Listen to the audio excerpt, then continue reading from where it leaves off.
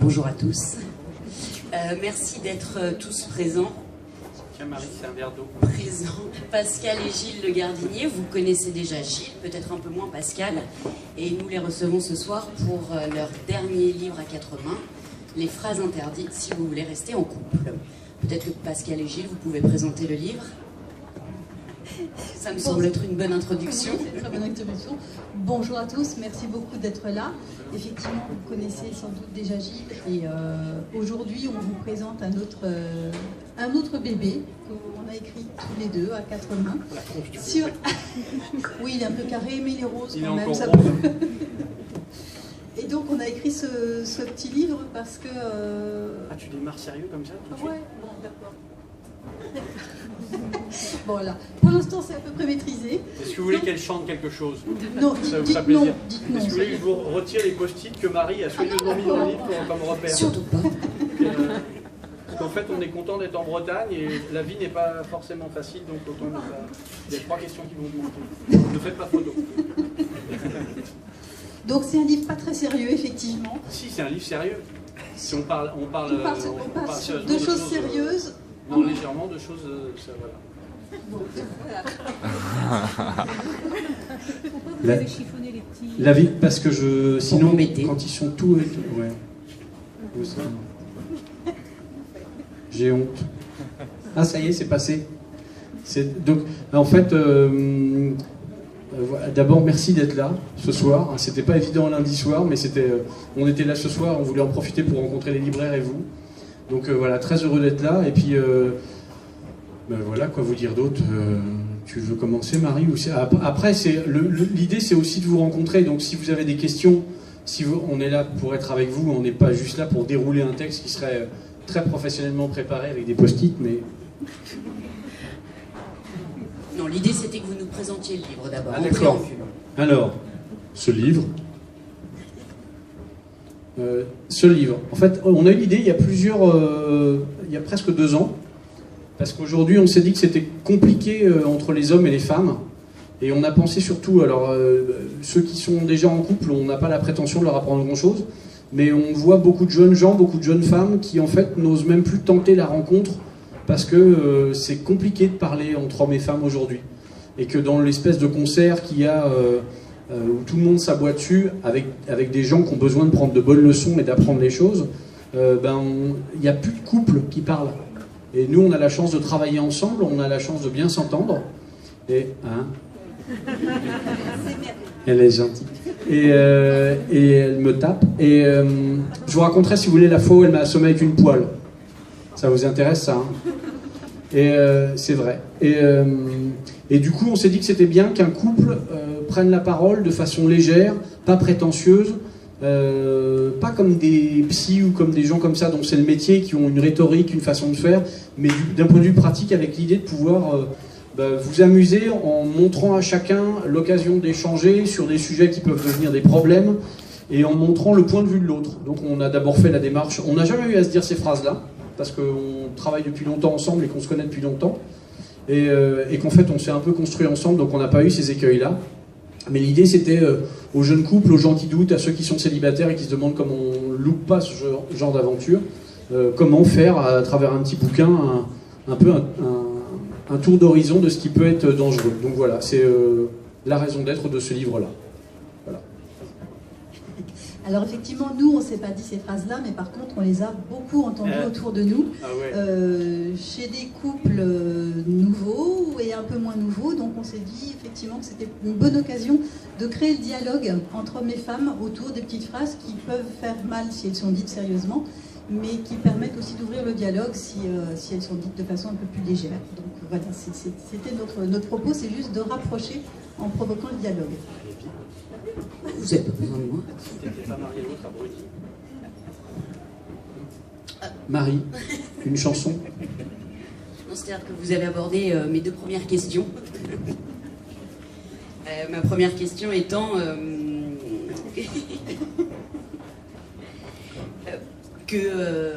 dans une époque où, Gilles, vous le dites en introduction tous les deux, une époque où hommes et femmes s'opposent, vous avez fait un livre où pour une fois, c'est une ode à la vie de couple. Enfin, c'est un couple heureux. Il y a beaucoup d'articles dans la presse féminine qui parlent de comment mieux s'entendre avec son ex, peut-on réussir sans divorce. Et là, pour une fois, c'est un couple heureux qui témoigne, un couple qui n'a pas du tout envie de divorcer, qui a plutôt même très envie de rester ensemble. Enfin. Et on va essayer de tenir encore ce soir, promis. Et en ce sens-là, ce livre est intéressant, c'est aussi un petit guide de survie, vous le dites en introduction, comment déminer au quotidien ces petites phrases, ces petits mots qui peuvent être très malfaiteurs, malfaisants. Le but, c'était pas tant d'étaler notre bonheur, hein, qui est assez personnel, mais surtout de permettre à ceux qui ne l'ont pas encore trouvé, ou qui l'ont mais qui ont une inquiétude, de le préserver ou de le laisser venir tranquillement. Parce que c'est pas évident, c'est quelque chose... alors je sais pas, là, pour les hommes et après pour les femmes, c'était déjà compliqué à notre époque, qui n'est pas si lointaine, de faire le premier pas vers les femmes. Et aujourd'hui, je pense que c'est carrément tétanisant, même quand on est quelqu'un de bien. Et ça, c'est l'actualité aussi qui... On en prend conscience. Nous, on s'est mariés il y a 30 ans. On a été 22 couples à se marier entre l'année d'avant et l'année d'après. Et aujourd'hui, on est plus de 2 couples mariés. Et ça, alors c'est pas juste, on n'a pas que des copains pourris, hein, c'est aussi un reflet de ce qu'on s'est posé la question, est-ce qu'on a juste comme copains tous les baltringues de notre région? Est-ce qu'on a été à l'école avec des repris de justice et des abîmés de la tête? Mais apparemment non, ça reflète un petit peu ce qui se passe, et je trouve ça le réflexe vraiment, c'est que je trouve ça désolant. On a beaucoup d'amis femmes et hommes célibataires, et qu'une solitude non désirée, si elle est désirée, elle est respectable, il n'y a rien à dire là-dessus. Mais si elle n'est pas désirée, c'est dramatique. On est quand même nombreux, beaucoup de gens sont isolés dans leur coin, et juste sur des malentendus ou des choses comme ça, c'est bien qu'à un moment, il y ait une voix apaisante, positive, joyeuse, légère, qui puisse dire « Hey, n'ayez pas peur de tout, quoi. C'est pas parce qu'il y a des gens inacceptables partout que ceux avec qui vous voulez tenter l'aventure leur ressemblent. »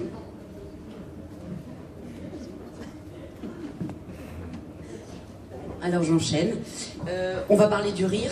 Est-ce que le rire, là je crois sans me tromper, ça transpire quand on vous voit, le rire c'est votre carburant et en même temps votre ciment. Punchline que j'avais travaillé. Carburant, votre ciment. Okay. Ça vous fait avancer et en même temps ça vous soude au quotidien, ça vous permet de se monter, j'imagine. On est soudés au rire. Ouais. C'est clair, c'est effectivement un moteur, c'est un ingrédient essentiel de la vie, tout à fait, de la vie au jour le jour. Et c'est vrai que c'est le rire qui nous a rapprochés d'abord, puisqu'on s'est connus au lycée, et on a commencé par être copains de rigolade, on formait une bonne bande avant de devenir amis et plus si affinité. Non, c'est pas exactement ça la vérité. Ah voilà, d'accord. Moi je faisais des trucs drôles, elle me dénonçait, je finissais chez le proviseur. C'est ça la réalité. La phrase qu'elle a le plus dit au lycée, c'est le gardinier. Ça c'est arrivé, et de façon parfois très injuste. J'en garde une blessure. Quelque chose d'assez douloureux. On a dit thérapie de couple, mais... Ouais, mais elle a eu son bac et pas moi. Oui, voilà, il y a une justice. Moi j'ai travaillé. Moi aussi. Mais pas la même chose. Mais du coup, non. Alors le rire, ça vient de quoi en fait? C'est pas une nature, on n'est pas seulement... c'est pas à vous que je vais l'apprendre, hein, la vie elle est compliquée, la vie elle est dure. Si jamais vous n'avez pas une façon de regarder les choses un petit peu distanciée, et si chaque fois que vous visez quelque chose d'épouvantable, vous n'êtes pas en train de chercher ce qu'il y a d'un peu plus léger, c'est clair, on ne tient pas. Vous êtes d'accord avec ça? C'est juste, tous les jours il y a des épreuves, tous les jours il y a des gadins, tous les jours il y a des choses scandaleuses. Si on n'a pas un peu de détachement et un peu d'humour, ça devient très très vite compliqué. Donc en fait c'est plus une hygiène de vie, une envie d'aller vers les autres et d'alléger les choses que de juste chercher à rire. Ce qui est en soi très agréable quand même, je confirme. Donc il y a le rire, et il y a aussi l'échange, et le livre est très à cette image-là. Vous échangez beaucoup au quotidien. Le livre, c'est un petit ping-pong entre vous deux, sur ce qu'il faut dire, ce qu'il ne faut pas dire, les phrases que vous commentez.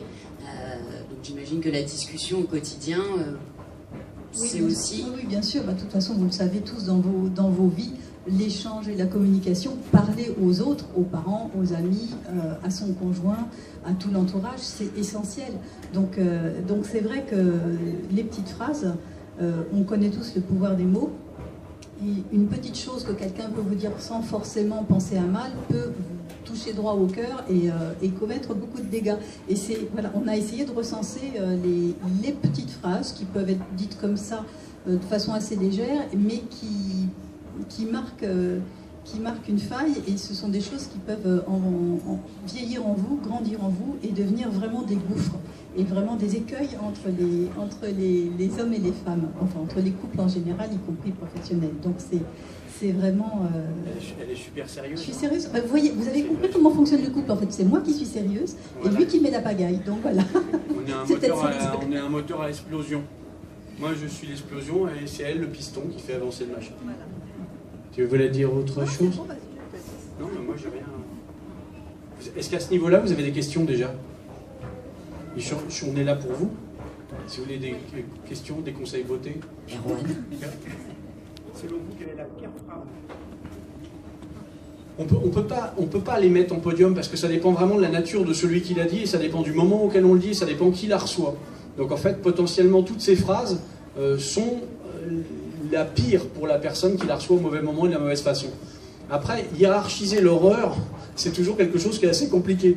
Donc on a vraiment essayé de prendre des phrases qui étaient des typologies très générales qui en fait après ouvrent sur des secteurs qui sont importants dans une vie de couple.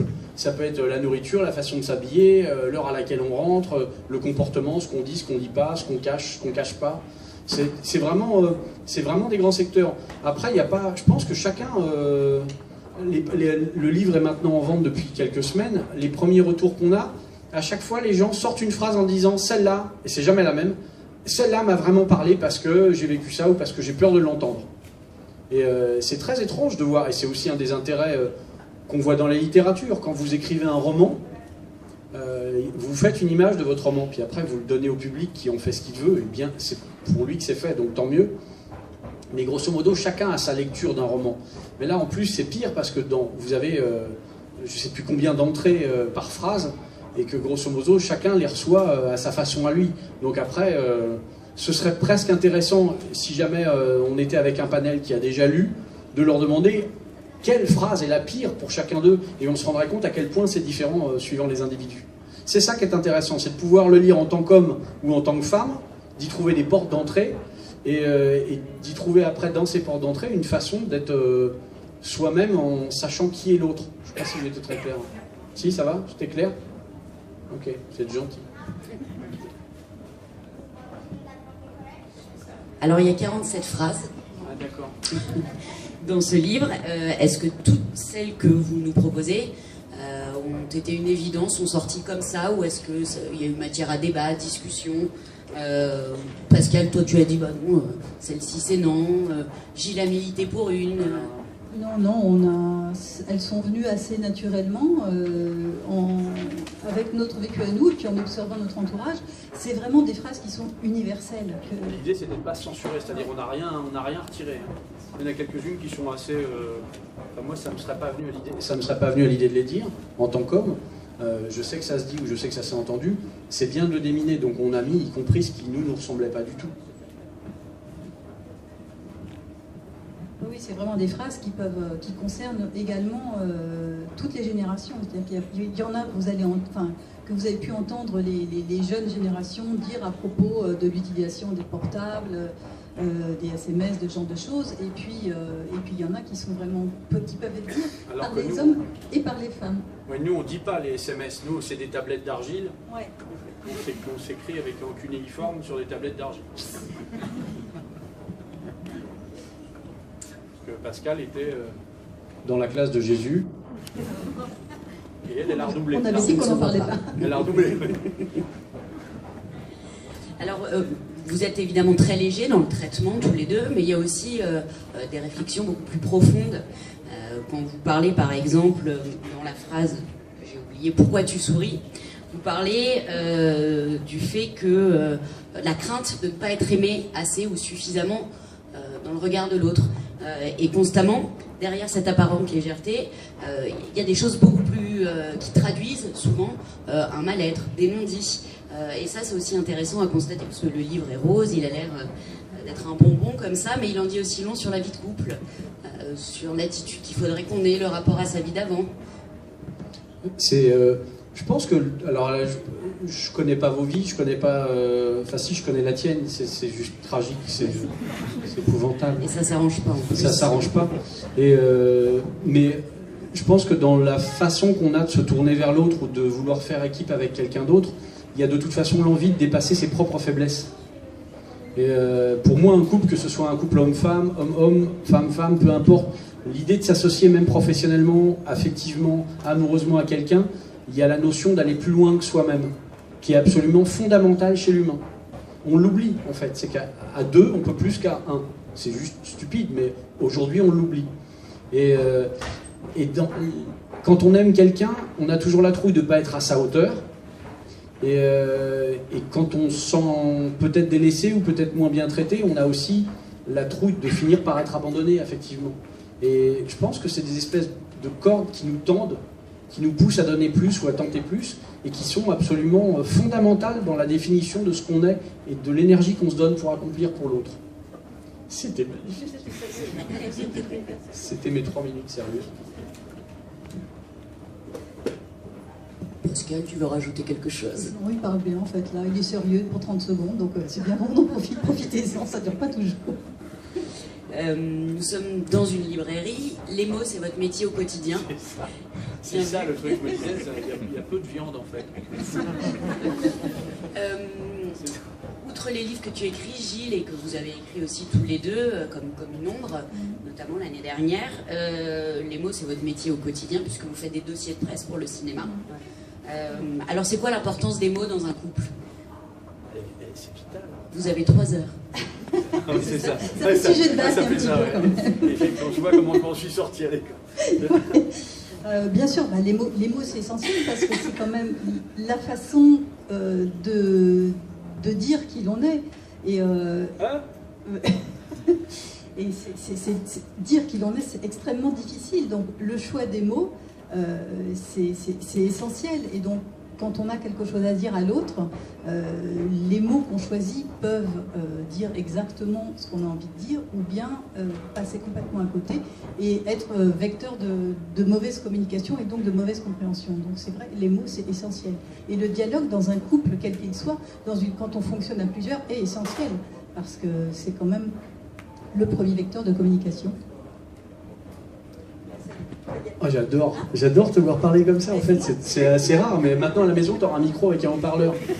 Ça pour dire aux enfants, vous devez manger vos légumes. Et tu vois, enfin, pour moi, les mots, comme toute forme de communication, la communication non verbale, les gestes, les élans, c'est un pont lancé vers les autres. Et c'est vraiment quelque chose qu'on propose. Donc plus il est calibré, plus il est pensé, plus il est affiné pour, et plus il a une chance de taper sa cible, entre guillemets. Parce qu'il y a toujours une idée derrière les mots, et y compris derrière les mots qui blessent ou les mots qui font du bien. Et c'est ce qu'on a appris, nous, en fait, à traduire dans tous nos métiers, que ce soit dans mes romans, pour les films, pour les gens qu'on interviewe, c'est vraiment quelle est l'intention qu'il y a derrière les mots.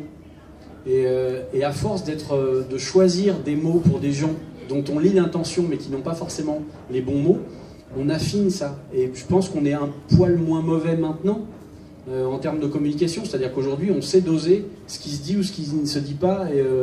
Et c'est vraiment un truc qui, moi, m'importe en littérature par rapport à mes romans. C'est que je me suis rendu compte très très tôt qu'en France, on glorifie le style. C'est quelque chose qui est très important. C'est-à-dire, on a une admiration sans borne pour des gens qui font des phrases de 9 lignes, sans ponctuation, avec des mots où on est obligé d'aller chercher le dictionnaire. Ces gens-là doivent exister, et c'est vrai qu'ils peuvent nous apprendre des mots et nous élever à un autre niveau. Mais dans la vraie vie, dans la vie du sentiment, dans la vie de l'existence, le chemin le plus long est le plus clair. Et je sais pas, il faut que je circonstance... T'as raison, j'ai savonné. Mais j'ai savonné. Le chemin le meilleur est le plus clair, et pas forcément le plus long. Voilà, c'est ça que je voulais dire. Et c'est pas clair non plus? Si. Les nouilles, c'est 10 minutes dans l'eau chaude, parce qu'après elles deviennent molles et ce n'est plus bon. Ça, tout le monde a compris? Parce que il faut que je parle de ce que je maîtrise. Et du coup, en fait, la façon de choisir les mots, y compris quand on a écrit ce livre-là, elle est essentielle, parce qu'on cherche à parler à des gens, on ne cherche pas à parler de nous, on cherche à ce qu'ils se comprennent entre eux. Ça, c'est important. C'était trop long ma réponse. Je vous vois, je vous ai toutes perdues. Va les chercher. Alors ça fait 30 ans que vous êtes ensemble, vous vivez, vous travaillez ensemble. Est-ce qu'il vous arrive de vous vautrer encore quand même? De faire des erreurs? Ouais. Ah ouais. Non, vers l'autre, j'entends. L'un vers l'autre? Toi non. Non, jamais je fais d'erreur, jamais. Non, toi non. Toi non. Non, mais c'est vrai qu'au bout de... Enfin, on se connaît depuis très longtemps. Donne-le. Par contre, des fois... Ah. Non, honnêtement, il n'y a que moi qui peux répondre à cette question parce que je suis fautif en fait. Mais Pascal est la plus pondérée et elle est... Enfin, je l'ai souvent dit, derrière chaque homme qui s'en sort, il y a forcément une femme pour le cadrer, le pondérer et le soutenir. Ça, j'en suis vraiment convaincu. Je le pratique au quotidien. Et je le vois chez ceux qui ont la même chance ou le même problème. Mais du coup, je sais qu'on ne fait pas d'erreur. Après, tu as la temporalité, c'est-à-dire que des fois, on va trop vite. Des fois, c'est pas le bon moment. Des fois, on a d'autres choses sur la tête. Et on peut ne pas être adapté au moment qui nous est imposé. Mais globalement, les erreurs affectives sont toujours pardonnables. C'est-à-dire on se connaît assez aujourd'hui pour savoir que s'il y a un mot qui va trop loin, c'était qu'un mot qui allait trop loin et c'est vraiment pas grave. On n'en est plus au stade, et tant mieux, où on est dans le doute sur ce qu'est l'autre. Parce que si on a un avantage, c'est qu'on se connaît par cœur. Ce qui nous permet de gagner un temps énorme. Pas mieux. Tout est dit. Il nous reste 5 minutes, ça passe vite. Si les gens ont des questions, moi je suis toujours... ça c'était pour la fin que je le garde. Ah d'accord, il n'y aurait que 3 minutes. Non, je me demandais s'il y avait des phrases qu'il fallait dire au contraire. La première, c'est « je t'aime ». La première et la plus essentielle de toutes, c'est celle-là. Et il ne faut pas la dire n'importe comment, il faut la dire au bon moment, quand on le ressent vraiment, et quand c'est le bon moment, et quand on... Voilà, ça y est, je suis émue, du coup j'ai du mal à... Quel cœur d'artichaut quand même. Mais oui, non, mais c'est évident. Je pense que dans une vie de couple, il faut se dire ce qu'on croit vraiment. Pas parler inutilement, pas essayer d'embrouiller et dire réellement ce qu'on croit. Tout le temps. Faire ce qu'on croit, dire ce qu'on croit, savoir pourquoi on fait les choses, savoir pourquoi on est là. Et après, tout se passe bien. L'important, c'est d'être sincère. Ouais, c'est la base. Ouais. Bravo, Marie. Alors peut-être que vous avez des questions, justement, des anecdotes, des phrases aussi, parce que le livre, il est volontairement pas exhaustif. L'idée, c'est que vous aussi, vous complétiez ces 47 phrases des vôtres, ce qui vous est arrivé. Non? Les gens font ce qu'ils... Après, nous, on n'est qu'une proposition, ils font ce qu'ils veulent. Hein. Ils font Depuis le début de ma carrière, moi, je me rends compte que le public fait ce qu'il veut. De nous, de tous les auteurs. Hein. Honnêtement, ça me va très bien, moi. Je leur fais confiance. J'ai appris ça. Très bien. Est-ce que vous avez des questions? Madame? Est-ce que le micro va être... Si, ça marche. Prends le parleur. Vous avez interrogé des amis pour pouvoir avoir des retours d'expérience? Non, on les a écoutés simplement. Parce que quand vous commencez à poser ce genre de questions à des gens, en fait, ils truquent leurs réponses. Vous voyez ce que je veux dire? Ils vont commencer à réfléchir. Alors que quand vous êtes un observateur, je dirais en embuscade, vous avez quelque chose de beaucoup plus sincère et de beaucoup plus cueilli sur le vif. Donc c'est longtemps, mais après, on a vécu un peu plus de 20 divorces dans nos proches, et on doit être, je pense, à une quarantaine. On a vu à peu près tous les cas de figure. Hein. Nous, on a beaucoup de copains d'enfance, on est fidèles tous les deux en amitié, on a partagé l'école tous les deux, donc en fait on a un panel de gens qui nous suivent depuis l'adolescence qui est juste colossal, et dont on est proche, on a toujours été le lien. Et il y a un deuxième avantage, c'est qu'étant fidèles l'un à l'autre et étant resté un peu le couple solide, même si ce mot-là est un peu compliqué à utiliser, quand les gens reviennent dans la région, quand les gens veulent avoir des nouvelles, ils passent souvent par nous. Donc on a les historiques, on a la vie, ils nous racontent. Et du coup, il n'y a pas besoin de les interroger. Je pense qu'il y a des gens dont on a appris énormément en les observant, qui n'auraient pas été capables de passer le 10e de ce qu'ils nous ont permis d'apprendre si jamais on leur avait demandé. Parce que souvent, c'est vrai vis-à-vis de vos enfants, c'est vrai vis-à-vis de vos conjoints. On porte... D'accord avec ça? Et parfois, les gens, en ayant l'œil extérieur, peuvent effectivement se dire « Ah non mais, c'est fou le nombre de choses qu'on voit à l'extérieur en disant là il va aller dans le mur, là il va se planter, là. Et les gens ne se rendent pas compte. Et si vous leur dites maintenant analyse ce qui t'est arrivé, ils vont dire c'est juste pas juste du tout. Alors que de l'extérieur c'était clair. Donc voilà. Mais donc non, on n'a pas fait d'enquête. Et donc sur ce, on va partir en week-end thérapie avec vous en couple. Alors c'est pas un week-end thérapie, hein, c'est un week-end pour vous, pour être heureux potentiellement. L'idée c'était, alors on trouvait ça, l'idée est venue de mes éditeurs, hein, c'est vraiment, alors on a été très contents, mais effectivement vous avez la possibilité de gagner un voyage à Venise. Mais on ne viendra pas vous pourrir la vie avec des questions, hein. Soyez heureux, c'est vraiment c'est tout ce qu'on vous souhaite. Oubliez tout là-bas, le but c'est vraiment c'est une ville romantique, et ben, voilà, partez avec la personne que vous aimez, et voilà, on espère que ce ne sera pas une moto. Monsieur? Tu as tricoté le câble pendant Voilà, ça marche. Merci en tout cas de dégager aussi ce bonheur qu'on ressent, hein, je vous le dis. Merci. Voilà.